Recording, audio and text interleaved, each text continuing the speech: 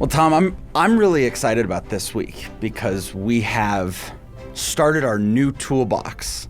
For those who have been following the toolboxes, we finished the American Idea Toolbox, and this week we've started what looks to be about a 4-week deep dive into the progressive idea. I guess the subtitle could be Know Thy Enemy.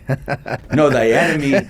And where we really did go was understanding why Americans are so seduced by this idea of progressivism. What has made it so seductive to people? And you know, in fact, I just want to kind of emphasize that not merely seductive, almost irresistible. I mean, when you take a big look at the progressive movement, which and this is part of what we talk about in the toolbox videos, it stretches back 140 years. I mean, progressivism is a century and a half old. So when you look at over many decades and a century and a half, there have been very few serious minds who have pushed back against the foundation of progressivism. It's been almost irresistible. So we spent the last several weeks in here doing this podcast talking about identity politics. And it seems to be a really perfect transition from talking about identity politics, both going back to Rousseau and the philosophical theoretical background of identity politics into the current state of identity politics and what we're seeing on the news and in the world in general today. Well, and what we emphasized the last few weeks, we really were focusing on what identity politics means for the people, for citizens, the way, what it means when we've abandoned the idea of reason, we've abandoned the idea of truth. Everyone just has their cultural backgrounds, their world views, and then in terms of public policy, it means we got to divide citizens up into different groups and offer special perks and subsidies and favors, sometimes special burdens, special restrictions, based on all these different groups who essentially have nothing in common. That's been our focus the last few weeks. What we really haven't discussed is what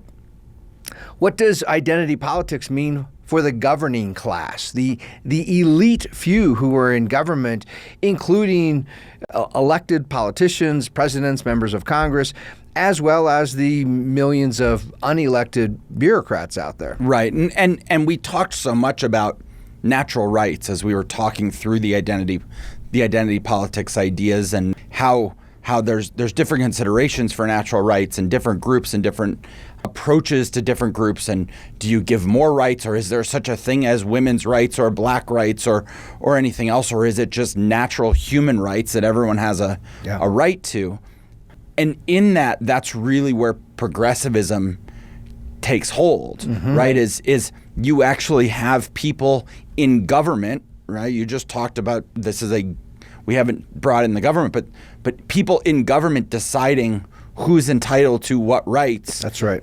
According to some of the original progressive thinkers, based on how civilized they are, based on how what they bring to the population, what they bring to the country, what they bring to the world, what they bring to their neighbors, all of these things, and having this whole idea that there are actually people out there who should be able to decide who's entitled to the right to their own person, their own property, their own life. It baffles me still to this day that we have people running for major public office raising their hand saying, I'm the best progressive out there. Yeah, and one of the things, in fact, I mentioned this on a social media post just the other day.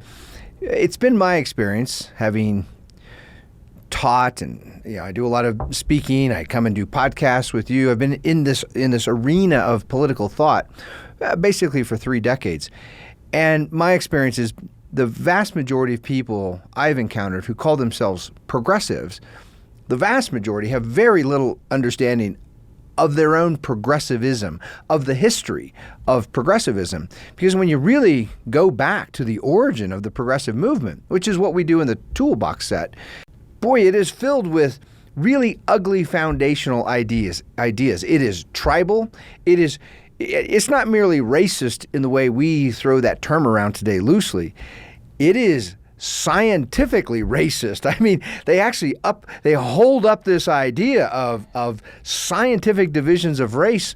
I'm going to throw out a progressive idea here and then hopefully get back to it in the course of this podcast. One of the key arguments of the early progressives was that they said that idea in the Declaration of Independence, that's nonsense. In fact, it's nonsense on stilts to say that every human being has a natural right to his own property, his own person, life, liberty, and the pursuit of happiness. Progressives said nonsense. Rather, it's a question of fitness, political fitness.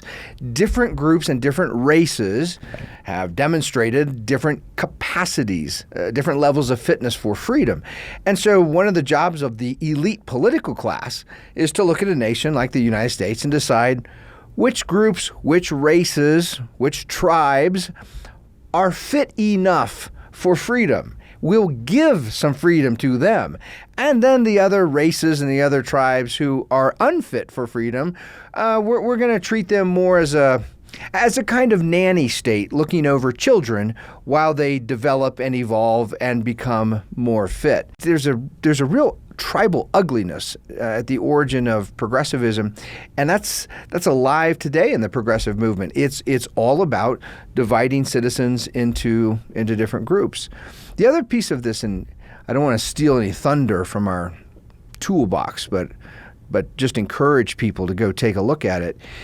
It really changes the way that the progressive model of the elected official, especially the president, but also other elected officials, is fundamentally, foundationally different than the old constitutional American view of elected officials. From the point of view of the American founding, from the point of view of the Constitution, the main purpose of an elected official, beginning with the president, is to exercise the very few constitutional powers that we, the people, delegated to people in those positions for one purpose: to protect our natural rights. Right. That's it. In terms of the national government, what that mainly means is national security and national defense. The world's a dangerous place. There are foreign regimes that might want to hurt us, might want to make war on us, invade us, and so make sure we have an adequate army and navy to protect us in a dangerous world. That was the old constitutional view of what elected public officials should do. The progressive view comes along. Now, its foundation is strikingly different. Its foundation is this idea that human nature is evolving and changing. And therefore, whatever human nature has been in the past, whatever it is now, there's no guide to what it can be in the future. We can shape human nature. We can create a society of a new kind of Superman. It's funny that cartoon character actually gets its name from modern German evolutionary political philosophy. Sure. That we can create a race of supermen who are better than what human beings have been. And the great challenge is as human nature is evolving over time, right? This is a slow, organic process. Most of us as individuals, we are not paying attention to social evolution, right, to how human nature as a whole is. Most of us are focused on our own personal lives, right? I got to make sure I make my car payment and my house payment, and got problems with the kids, right? And is my team winning, when baseball starts? And right. Personal interests. From the progressive point of view, the real purpose of the social scientists, who should be the political class, they should be the ones in positions of political power. They should sit back and see where human evolution is going. Where's the trend? They introduce the word vision. People in positions of political power should have a vision of the future, almost the way prophets used to. And right. Right? In old religious texts, God would send a vision to a prophet when the prophet was sleeping. Progressives talked that way, just without the God part. Politicians should have a vision about the future based on what they see as the historic evolutionary trend. And then the purpose of the leader, this is an important term of art introduced by progressivism.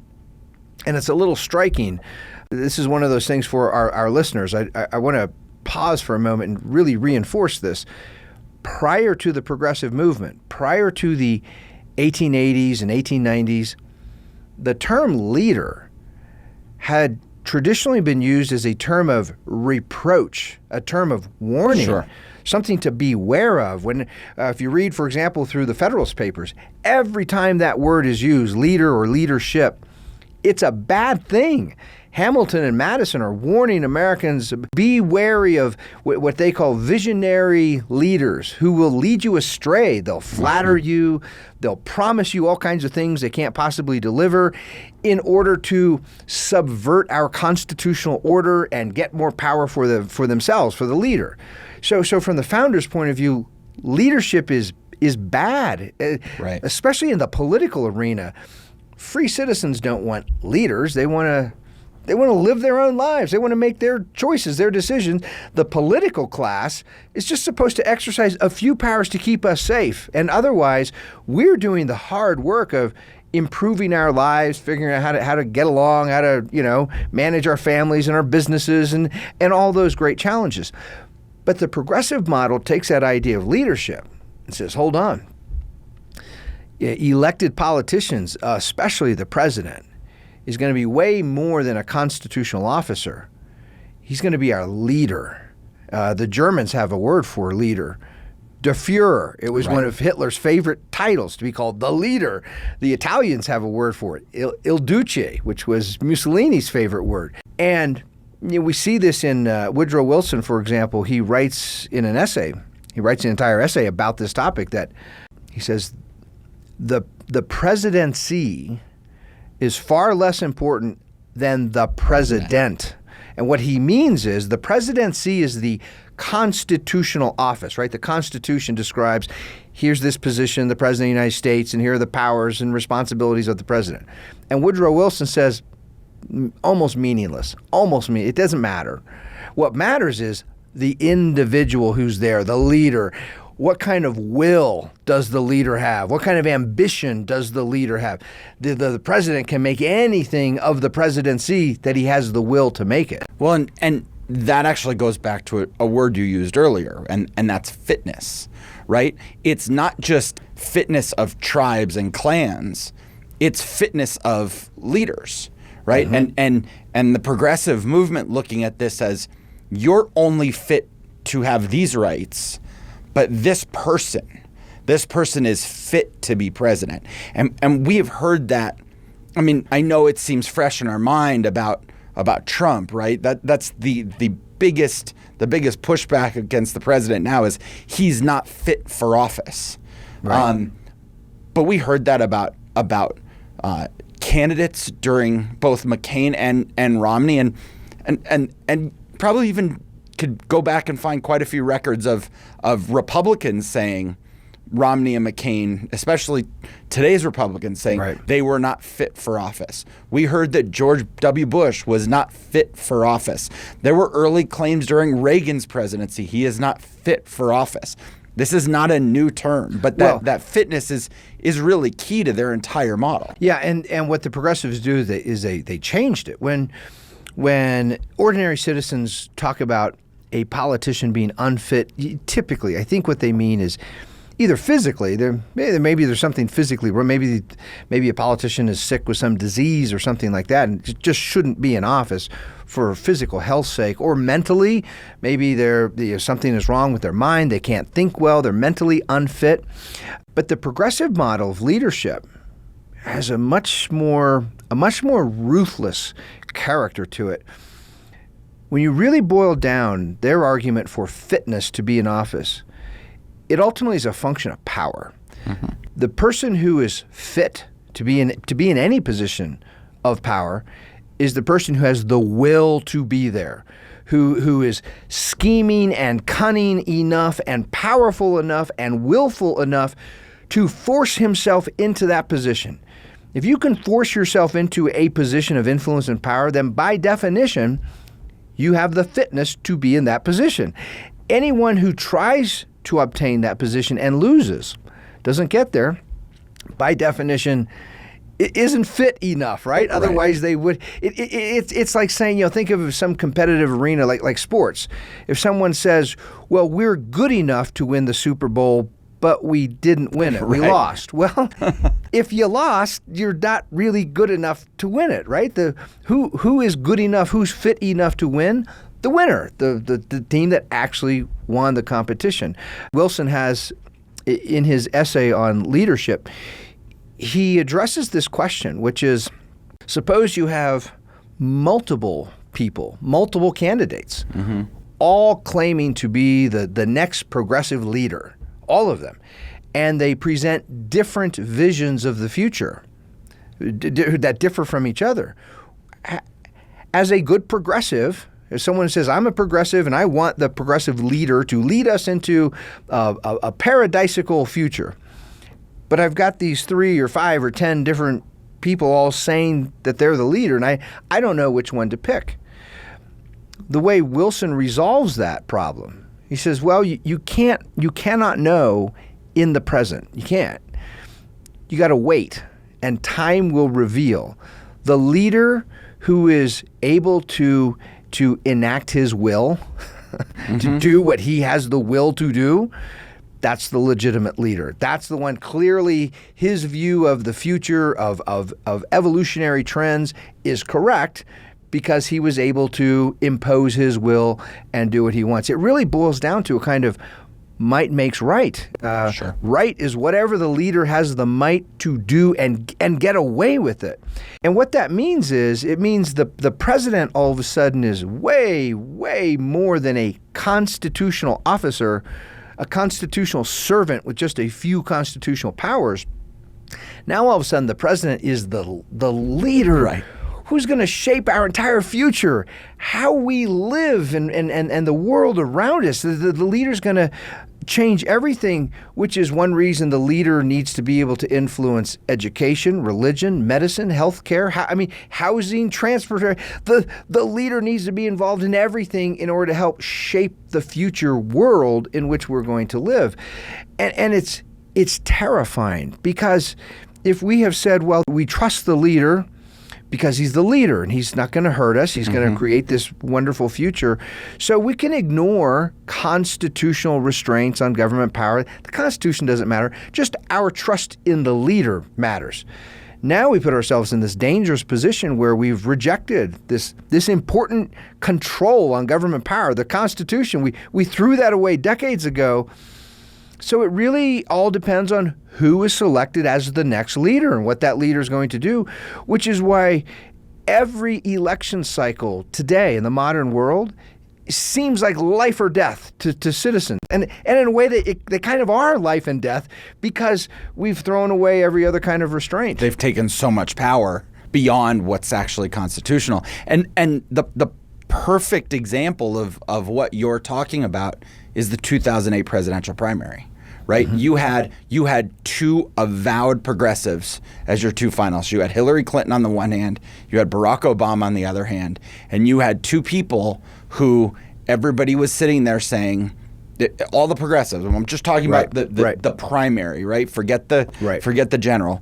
But you had two progressives, and you had a bunch of voters out there, a bunch of progressive voters saying, who is more fit to make these decisions? Who has the better vision? Do we trust Hillary Clinton, where we had questions about her role as First Lady? What did she know? Does her husband bring her down? Was he a good enough progressive? Right. There were all these questions about her, and then you had this black man who was talking about hope and change, and providing this beautiful vision for them. This beautiful vision of a future. We talked about this in a previous podcast.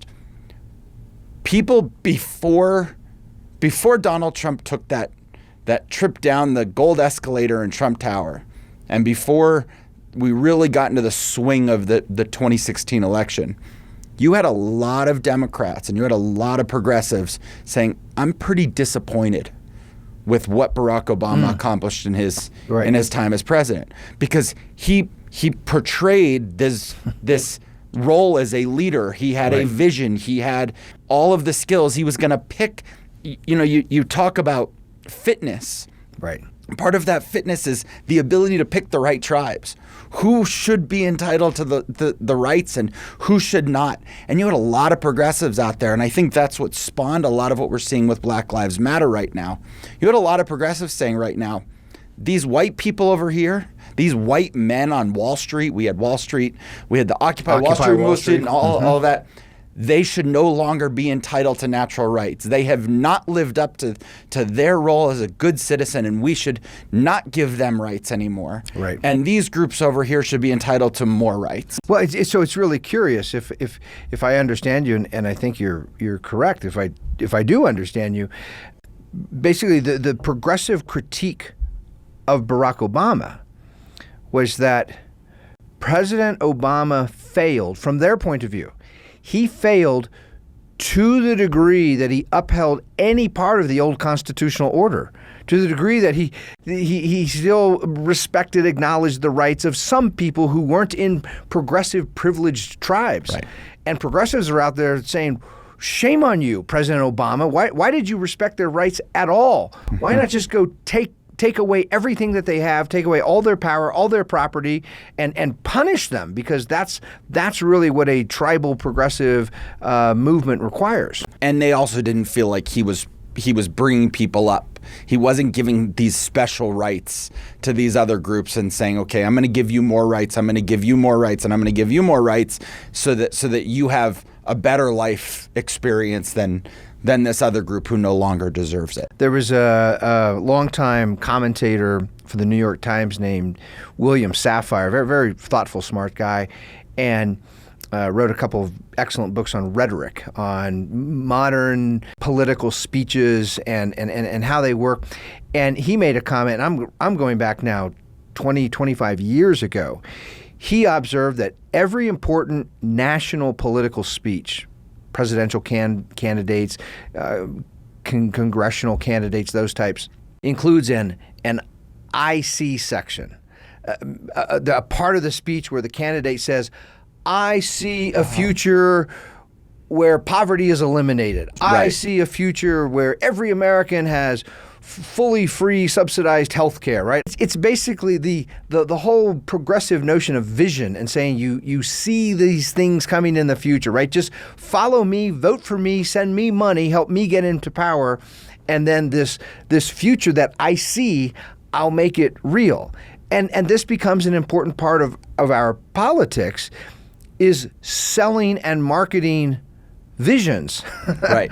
for the future, right? Rather than, if you read through the entirety of the Lincoln-Douglas debates, these were 3-hour-long debates, right? And there were 7 of them. That's 21 hours of debate between Lincoln and Douglas. Sure. And neither one of them ever mentions the word vision. They never talk about a vision for the future. What they talk about is, we have this Constitution, we all want to obey it and uphold it, and their differences were different opinions about what the Constitution allowed or prohibited Congress from doing. But our modern politics, right, is become unmoored, unconnected from the Constitution. It's just free floating out here, and whoever can offer the biggest, best visions of the future that people want, those tend to be the kind of candidates that get elected, which is one of the reasons I think every national election cycle that comes along now is seen as this kind of life or death. There is nothing in the world. If we did a poll right now, we asked Americans, what's more important than the upcoming election? I'm pretty confident many millions of Americans would say nothing. Nothing is more important than that political election. And you used the term world. You didn't say nothing's more important in America. Right. It's nothing's more important in the world. And as you were just talking, just this thought came to mind. So I'm just going to kind of throw it out and be curious. We're good at brainstorming. Yeah, I'm curious what your response is. But we have seen a major push over the last couple of decades towards globalization, especially from the progressive left. The progressives are pushing towards more globalization. We've also adopted this term, leader of the free world, right? The president is no longer just the constitutional guardian of the guardian of the Constitution of America. They are the leader of the free world. That's right. And and you're right about that. I mean, there's only one oath contained in the United States Constitution. It is the oath that the president shall take upon being sworn into office. And the whole purpose of the oath is the president is promising to preserve and protect and defend the Constitution of the United States, right? It's a pledge, it's a promise to protect the Constitution, not to make the world, not to transform the world into a paradise, not to bring heaven down on earth and make it, right? Not to create a future where we have supermen instead of mere ordinary human beings. It's simply to protect and defend the Constitution of the United States. And what we've seen over the last several years, I think maybe even a decade or two, is this battle between progressives and conservatives, or progressives and classical liberals, or whatever, however you want to define that other group. But you have the progressives focused on, well, we have to save the world from climate change. We have to save the world from this, that, and the other. And we also have to worry about what the world thinks of us, right? There's this constant concern of, well, President Obama and President Trump weren't elected by the rest of the world. Right. But they are the leader of the free world, so they have to be respected by the rest of the world. And then you have this other group of people, myself included, who says, I just want a president who focuses on enforcing our Constitution. And if the Canadians or the Spanish or the French or the Chinese or anybody else doesn't like us, I don't really care. Right. I know what I want out of our president, and my goal from him is not to make every other world respect him as their leader also. I'll add to that. If a president is actually doing his or her constitutional job, if they're actually preserving and protecting the Constitution, it means it should be very difficult for anyone else around the world to hurt us. Right. In which case, it doesn't matter that much, right? If people like us or not, so long as they can't hurt us. But when you want to win the favors, the endorsement of the entire human population around the earth, that's a pretty high charge. And think about what that's led us doing. It's led us into wars that we have been trying to. We need them to respect us as their leader also, even though they didn't elect him. Yep. So let's go fight a war to protect, to make them like us.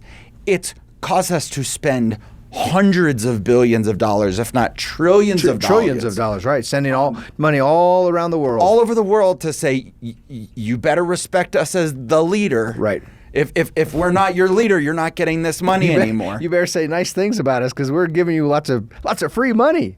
And then when you get a president who doesn't care about being the leader of the free world, who's focused on his job as the president of America, of the United States of America, and he starts cutting off those things, it's this progressive freak out. Well, I would describe it as progressive cognitive dissonance. These two things don't line up in their minds because they're thinking, well, the president is the leader, the Führer, the Duce, he's the leader of the world, of us, guiding us, leading us into a better future. And all of a sudden there's a president who's talking about one nation. Right. One nation, his nation, the United States as a nation, as a sovereign nation, a term in the realm of academic literature. Now for decades, social science, political scientists, sociologists, people like this have been quite openly rejecting and mocking and ridiculing the very concept of nation, of a sovereign nation, that there should be no said. What they want is the elimination of the nation. And so from the progressive point of view, this position that should be filled with the leader is now filled with someone who's not talking the way that a progressive leader tends to talk. And I just want to emphasize how dangerous that concept of leadership, and at the same time acknowledge it's been wildly successful. I mean, hugely successful. Over the last century, that idea has led to the creation of entire graduate programs. You can get a PhD. I kid you not. You can get a PhD in leadership studies. There are such things. Think of the businesses, small and large, that send their top management teams off to leadership seminars, leadership retreats, and things like this. It has become one of the most popular concepts that there are. Even when conservative candidates, political candidates, conservative Republicans, free marketeers, constitutionalists, when they want to run for an office, first thing they do is they stand up and talk about their leaderships. They're going to lead us. And I always keep thinking, you're a servant. If you actually get elected, you're supposed to be a servant. You're not leading anybody anywhere. So we have this progressive phenomenon of leadership, which has transformed the way Americans think about the elite political class. They look at them as if they should be leaders, then they're greatly disappointed if any turn out not to be leaders. And of course, that whole concept's really fuzzy. What exactly is a leader versus what? If you have constitutional agents, it's pretty easy to tell the difference between constitutionalists, people who exercise the few powers granted by the Constitution, and those who are not constitutionalists, who just do whatever they want to do. And you can divide them into these two camps. But it's really hard to do that with people who claim to be leaders. How do you judge whether they actually are a leader or not? Now connect that with the other piece of this. As we have rejected the Constitution over the last, and I'm talking here, I want our audience to think in bigger, broader terms, not just the last few years, not just the last few presidents. This problem goes back longer than Barack Obama, Bill Clinton, Lyndon Johnson. Keep going back. Over the last century, our government has been moving away from the Constitution, ignoring the Constitution more and more, just doing what they want to do. And as a result, government is now involved in virtually everything. Right.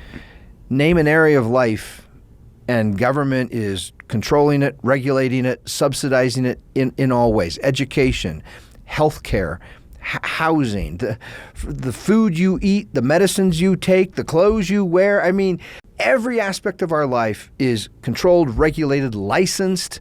It is supervised in all kinds of ways by government. So when you have, on the one hand, you have this concept that the political class should be our leaders and leading us into the future, and now government is involved in everything.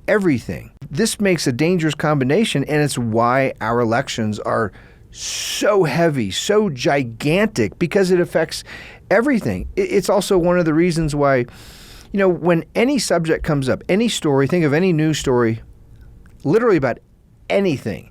It could be about a virus. Mm-hmm. It could be about an act of injustice. It could be about a school. It could be about sports. It could be about sports. It could be about the name of a team. It could be about some critter living in some jungle on the other side of the world. It does not matter. It is going to be used to increase the power of government. Every single story, every subject, because now government is involved in everything. And it's one of the reasons so many of our fellow citizens, right, they've become so suspicious, so distrusting when they hear a story about any topic.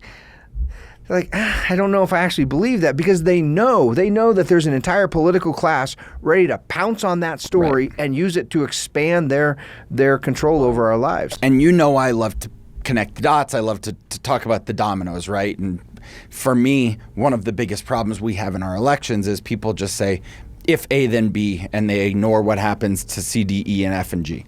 What we're seeing in the country right now, what we've seen in the country for the last 15 to 20 years of this sort of inherent butting of heads between progressives and non-progressives. If progressives really believe that they should be the leader of the free world, right? This is not just, they're no longer the leader of the United States of America, but they're the leader of the free world.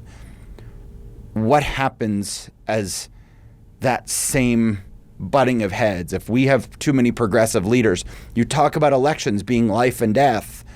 that's what leads to wars. That's what leads to, wait, that leader's Right.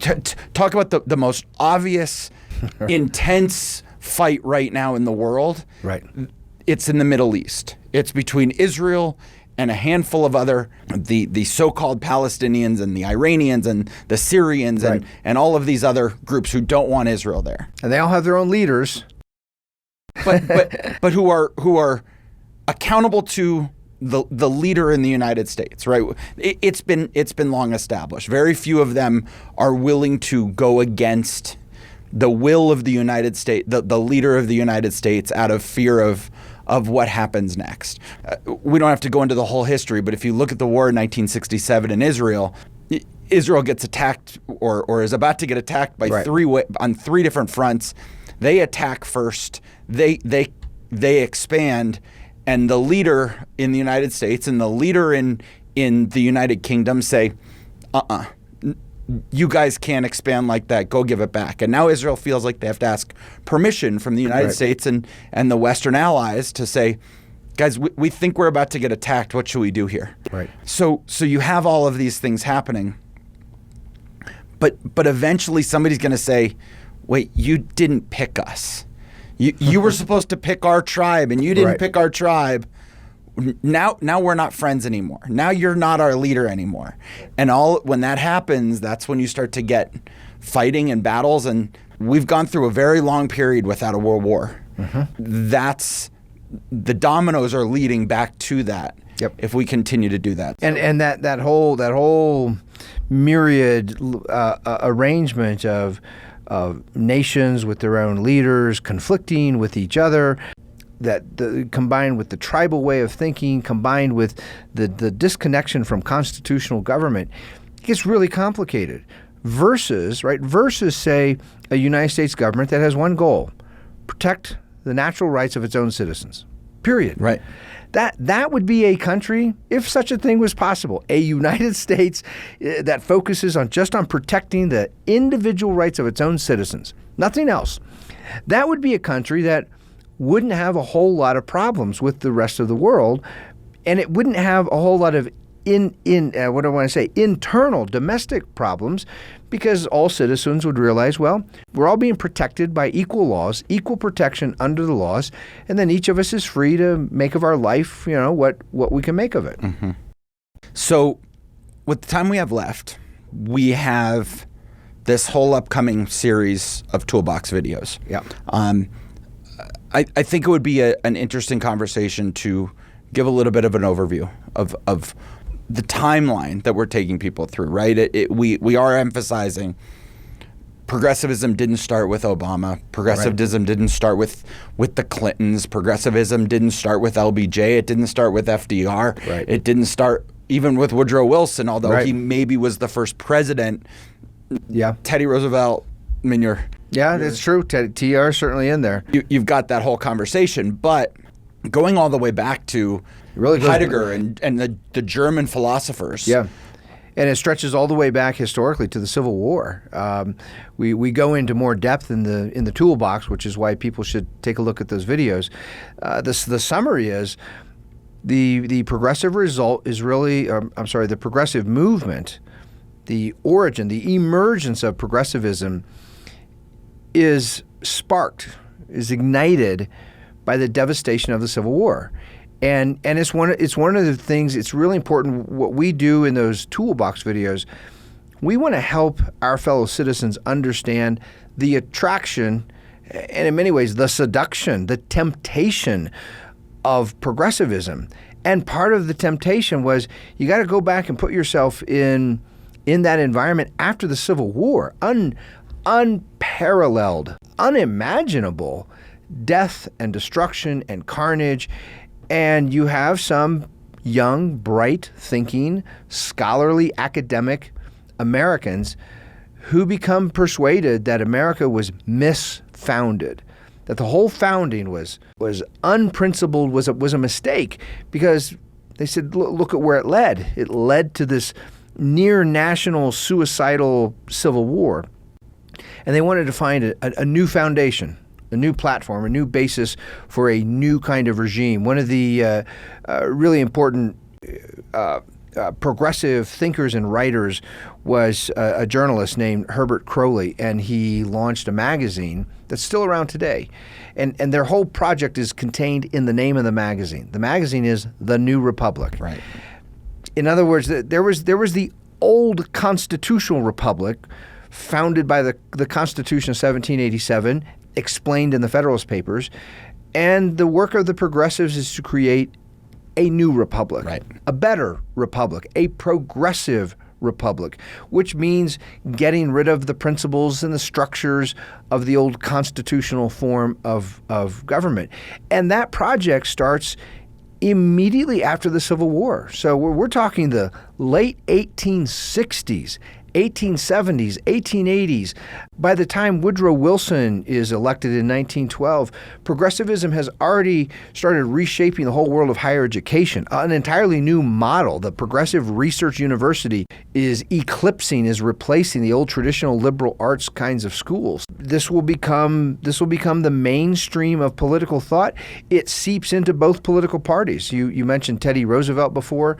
Roosevelt, when he was a lifelong Republican, enamored with progressive political science. He was enamored with the new science of race, allegedly scientific hierarchy that some races are superior than others and deserve different treatment and all of that. And when he challenged Woodrow Wilson in the election of 1912, Teddy Roosevelt's criticism of Wilson was that Woodrow Wilson was insufficiently progressive. So think about this, right? There was the lifelong Republican, Roosevelt, saying if you want real thorough progressivism, you want progressive experts staffing bureaus and micromanaging our life to make life better, pick me, Teddy Roosevelt. Don't pick Woodrow Wilson. And so my point is to emphasize how old and how much the tentacles of progressive political theory have now, there's millions of those tentacles, and they've reached out and they're wrapped around virtually every institution, every aspect of our lives. If we're going to refute this, which I think is the most important challenge for freedom-loving citizens today, it's the central work of the Vino Veritas Society is to scale back this progressive monstrosity that we have. We have to begin by understanding, why did so many people find it attractive? Why were so many people tempted by it? And that means going back to its origins. And if we're going to do that, and if we're really going to go back to its origins, I'd like to leave everybody from this podcast with a question to think about for the next month as you go through these toolbox videos, as we continue to do podcasts where we incorporate some of these ideas. Progressivism and the American idea of progressivism didn't start here, right? You look at the early progressives, they were going and they were studying in Germany. Correct. And they were studying what was at the time the biggest bureaucratic state in the world. Yes. And they were learning about bureaucracy, and they were learning about the ideas of progressivism and selecting groups based on who the bureaucrats, the most educated, the highest. I'll throw out a few names just to add some meat to those bones. People like Hegel, who wrote an important book titled The Philosophy of Right, in which he describes the image of a modern bureaucracy.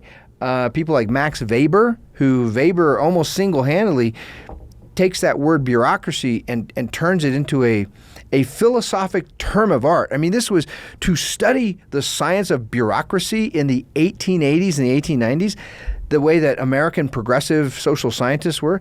This was cutting edge. This was the brand new fancy stuff that was attracting the leading minds. So as guys like Charles Merriam and Richard Hofstadter started to learn from the Germans and follow that bureaucratic model, we saw what happened in Germany over the next 100 years, right? We saw what happened as the progressive movement, the bureaucratic state, took hold and began to be influential and began to be more and more and more and more important to the German people. Yep. We led to Der Fuhrer. We Yep. led to Adolf Hitler. Yep. That same movement happened within the United States. They can't be separated. You had the same source material. You had the Yep. same teachers teaching the same people. The ideas didn't vary. The ideas didn't change. You are correct. So if that's the case, what led to a Holocaust scenario in Germany where they were putting people in concentration camps, Right. murdering millions and millions of people? And wasn't just Jews. It was anybody who wasn't fit for that society, who wasn't fit to have rights. What was it in the United States that would prevent that? And I believe you can't look past our Constitution. I think You cannot say that it was not our Constitution that was the only thing that stayed in the way of us getting to the same place. And I'm not claiming that in the United States we would have had a Holocaust against Jews, but we would have had a Holocaust against somebody. There would have been you are no longer fit to have rights. You are no longer fit to have a right to your own life, your own person, your own property. Well, let's remind our listeners of just how far down that path Americans actually went. By the 1920s and the 1930s, one of the most important popular movements in this country was the eugenics movement. The whole idea that we, through science, guided by experts and bureaucrats, we can use government power to clean up the gene pool. When we talk about this progressive idea of harnessing human evolution and creating supermen in the future, eugenics was a really important part of that. That we can genetically design better human beings. They'll be stronger, healthier, more fit for freedom. They'll have the kind of psychological disposition we want from good progressive socialist type of citizens. In the 19-teens, you have the social gospel movement, in which you have Christian churches across the United States, northern churches, southern churches, churches of different Protestant denominations. You have pastors standing in front on the pulpit on Sunday morning, professing communism and socialism, the very social doctrines and economic plans that the Nazis adopted. We had Christian preachers here in the United States promoting that. Progressivism had infiltrated the university system by the 1920s, the 1930s. There was almost no pushback against any of that. Culturally, we were going in the same direction, and I think you're dead on correct. The one big difference between the United States and Germany in the 1930s is we had a well-established, tried constitution that even though those in government were trying to ignore pieces and exercise powers they couldn't, there were still fundamental aspects of separation of powers. There was still an executive branch, and it was still constitutionally separated from a legislative branch, right. which were separated from a judicial branch. And there was still federalism. There was still division of power between the national government and state and local governments. This is all a result of constitutional design, right? That didn't happen just by chance. That happened very purposefully. And the Germans did not have that kind of well-established, influential constitution. And that made a world of difference. And people continue to ask to this day why it took so long, why it took Pearl Harbor for FDR to say, okay, we're going to get in the war. And you have to wonder if he looked at it as only people who were inside that office, inside the Oval Office, having those conversations are ever going to know. But was he sitting there saying, that's their leader? The progressive model that he ascribed to says only those fit for rights get those rights. And that's their choice. And that's, as a country, that's their leader, and he gets to make that decision. Right. And that's a pretty scary thought. So for everybody who's engaging the Vino Veritas Society, who's becoming a part of this, whether you're a member of the Guild, whether you're a Poor Richard, whether you're a Guardian, and that changes over time, this is why we're doing it. This is why the Constitution is so important. Because if the Constitution wasn't there, it's a pretty terrifying thought about where the United States would have been in the 1930s and 1940s. And the Constitution itself radiates from or flows from the American idea. Right. The American idea is that it's that central idea of human beings having a natural, rightful claim to their own freedom and their own property that informs the very design, the very purpose, the structure of the Constitution, which has served us. I mean, it has served us incredibly well in dire moments like what you're talking about, helping to steer the United States in a direction different from the direction that Germany went down. Well, I'm really excited to hear people's thoughts and get that feedback. We love at the Vino Veritas Society. We love that two-way communication. That's right. We love hearing back from people and hearing what they're taking away from the Toolbox videos and the conversations we're having. And maybe that'll be a great conversation for the Tuesday night speakeasy events as we continue to talk about all of this. That's right. So until then, we remain the guardians, no sumus custodes. No sumos custodes. And we'll pick this up again next week.